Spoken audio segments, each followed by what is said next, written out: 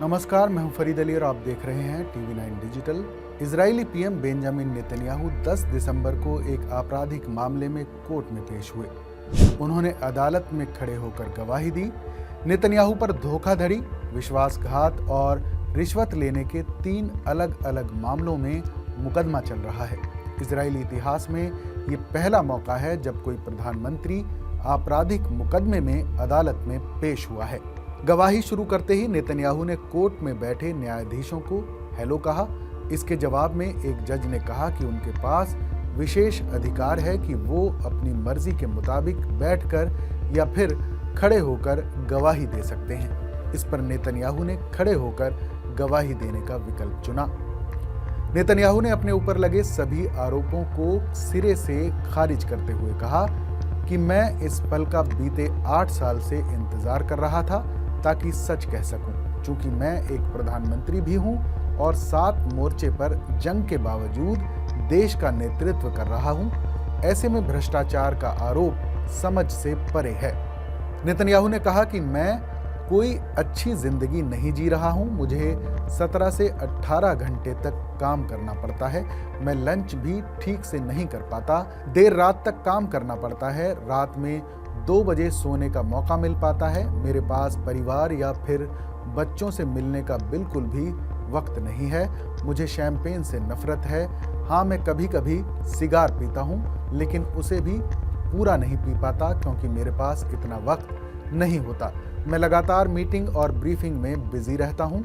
मेरी पत्नी और सास अच्छी जिंदगी जीते हैं, ये कहना भी बेतुका है। जब नेतन्याहू गवाही दे रहे थे उस वक्त कोर्ट के बाहर काफी भीड़ मौजूद थी।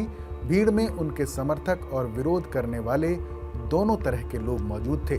कुछ लोग हमास की कैद में रखे गए बंधकों को वापस लाने की मांग कर रहे थे, तो वहीं कुछ लोग नेतन्याहू को जंग छेड़ने का दोषी ठहरा रहे थे। बता दें कि इजरायली पीएम के खिलाफ भ्रष्टाचार के ये आरोप साल 2020 में लगाए गए थे, लेकिन इजरायली पीएम ने गजा वॉर और सुरक्षा चिंताओं का हवाला देकर कई बार कार्यवाही में देरी की मांग की। लेकिन अब अदालत ने इस मामले को फिर से शुरू करने का आदेश दिया।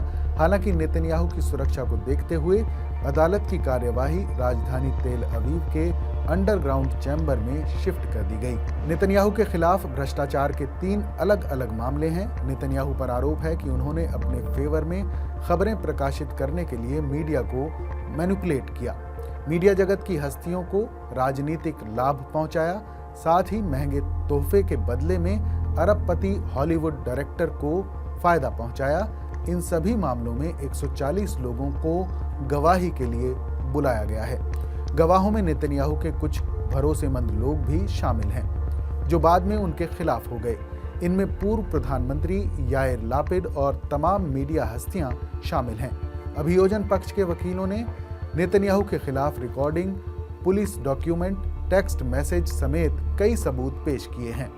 बताया जा रहा है कि आने वाले कुछ हफ्तों में इस मामले की सुनवाई तेज हो सकती है, क्योंकि बीते हफ्ते मामले की सुनवाई कर रही अदालत ने कहा था कि नेतन्याहू को इस हफ्ते 2 बार अदालत में पेश होना होगा, जबकि आने वाले हफ्ते में वो 3 बार कोर्ट में पेश होंगे। फिलहाल इस मामले में जल्द फैसला आने की उम्मीद कम है।